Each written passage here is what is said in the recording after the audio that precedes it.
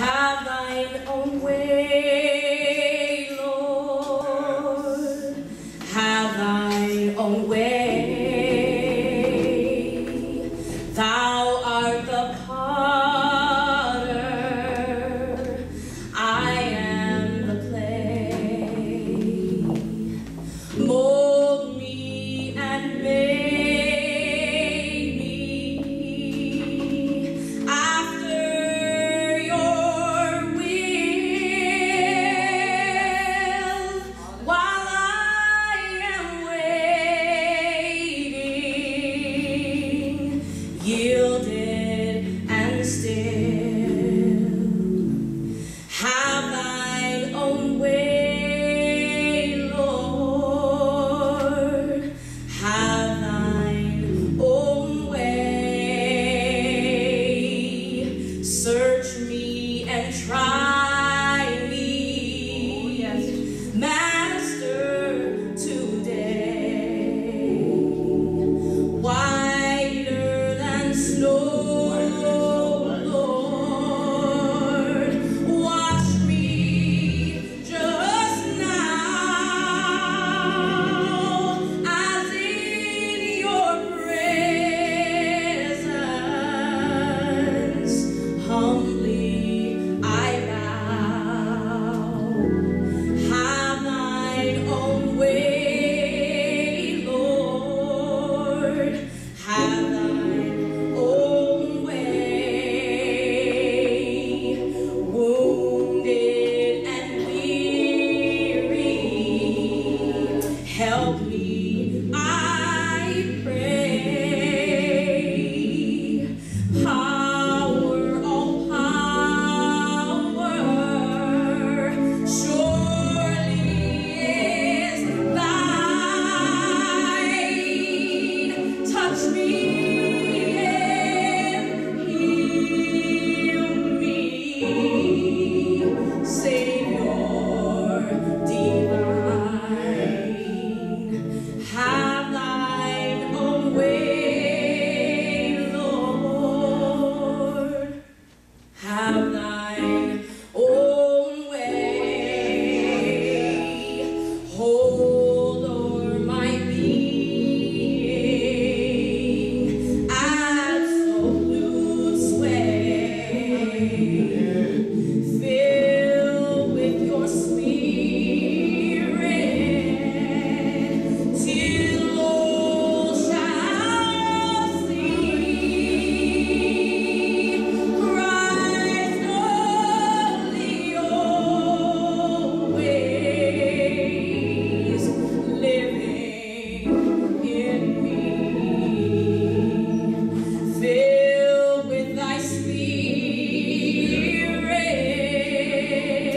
till all shall see Christ only always living in me. Book of Proverbs. It's a Jewish wisdom literature written by Solomon and then some others, not just Solomon. This book literally means a parallel or similar to. It's a group of wise words, parables, wisdom thoughts that we must use and can use in our everyday lives. The book of Proverbs, the first verse tells us that it was Solomon, but as you read around that 25th chapter, verse 1, they'll let you know that there's also others who wrote. I want to read from one of the books that the others wrote, and I want you to go to chapter 19 of this book of Solomon's, and I want to dwell on two particular verses, but we might read a little more now. It's hard, my brothers and sisters, to preach from Solomon, because when you read the book of Solomon, it is a sermon by itself. The book of Solomon gives you the bad Proverbs. It gives you the bad as well as the answer. You don't believe me? Well, let's go to it. The book of Proverbs. Now, I want to read 11 and 14, but do I have time to start at verse 1? Are you timing me this morning? right, it's my birthday. I'm allowed to go on and preach. Verse 1, King James. I'm going to read another version, but I want you to hear this. Verse 1, King James says, "Blessed is the poor that walketh in his integrity, than he that is perverse in his lips and is a fool." I love this because it gives you one blessing, but then it tells you the opposite.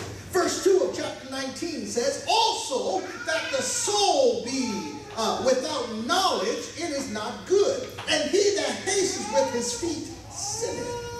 He's beginning to talk and he tells you one part, then he tells you the consequence. You see, sometimes parents, we tell our children to do something and they won't do it, Mama Pat. But if we tell them and give them the consequence at the same time, it might help their feet move a little quicker. "The discretion of a man deferreth his anger." Uh-oh. I don't know who I'm preaching to this morning, but I'm talking to somebody. "And it is his glory," somebody say glory, "to pass over a transgression." Jump down to 14. "House and riches are the inheritance of the fathers, and a prudent wife is from the Lord." Now, can I go to another interpretation? Minister thinks that I'm going to the Message, but I'm actually going to go to the Living Translation before I go to the Message. Verse 1 in the Living Translation says, "It is better to be poor and honest man than to be a fool and dishonest." Oh, now we're making sense. See, look at somebody say, "Now that makes sense." It's better to be an honest man. Poor and honest than to be a fool and dishonest. I have a friend who will tell you that what you get, what you see is what you get. I'm honest. I'm telling you how I feel, even if how I tell you hurts your feel. I think if we have more people like that, we actually help each other instead of telling lies to try and help each other's feelings. And we are so concerned and caught up with people's emotions and how they feel, when a true friend will tell you the truth. For the truth shall set you free. But look at verse 11 in this one. I'm going 11 and 14. "People with good sense," somebody say good sense, "restrain their anger. They earn esteem by overlooking wrongs." Wow. Woo, Kim, I can stay there. They earn esteem by overlooking wrongs. Go down. Let's keep going. "The king's anger is like a lion's roar, but his favor is like a dew on the grass. A foolish child is calamity to a father. A nagging wife, a noise like a constant dripping." My Lord. "Parents can provide their sons with the inheritance of houses and wealth, but only the Lord can give an understanding wife." Uh-oh, we're going to get to that in a minute. Now I want to read to you what the Message says. Then I'm going to tell you my subject. Then I'm going to let you go. Because some of y'all got lost already. You're mad at me before I finish. The Message says, verse 1, "Better to be poor and honest than a rich person that no one can trust." Can God trust you? Well, listen to this one. Verse 11. "Smart people know how to hold their tongue." I'm going to tell you my subject in a minute. Smart people know how to hold their tongue. "Their grandeur is to forgive and forget." I touched a little bit of it in my Sunday school class. That is my sermon today. Lord, help me to forgive and forget. Put your hand on your chest and say that. Lord, help me to forgive and forget. Get that. I'm going to finish that. It says, "A mean-tempered leaders are like a mad dog. The good-natured are like fresh morning dew. A parent is warned to a phrasal by a stupid child. A nagging spouse is a leaky faucet. A house and land are handed down from parents, but a congenial spouse comes